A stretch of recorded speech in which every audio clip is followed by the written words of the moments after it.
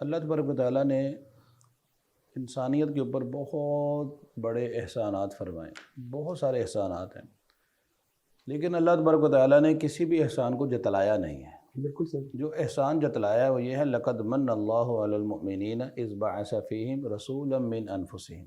रसूलुल्लाह सल्लल्लाहु अलैहि वसल्लम की बेसत का एहसान अल्लाह तबारक व तआला ने जतलाया कि हमारे ऊपर ये कितना बड़ा एहसान है कि हमें रसूल करीम सल्लल्लाहु अलैहि वसल्लम अता फरमा दिए गए। तो ये वो पैगंबर हैं कि जिनके उम्मती होने के लिए पैगंबरों ने भी दुआएं की हैं। तो अल्लाह ने कितना एहसान फरमाया हमें कि ये पैगंबर अता फरमा दिया। और यकीनन रसूलुल्लाह सल्लल्लाहु अलैहि वसल्लम की बेसत का मकसद भी अल्लाह तबारक व तआला ने इसी आयत के अंदर ही बयान फरमाया बिल्कुल कि युअल्लिमुहुमुल किताब वल हिकमा व युज़क्कीहिम, उनको किताब व हिकमत की तालीम देगा और उनका तज़किया करेगा। तो ये है असल में मकसद कि जिसके लिए रसूलुल्लाह सल्लल्लाहु अलैहि वसल्लम को मबूस फरमाया गया।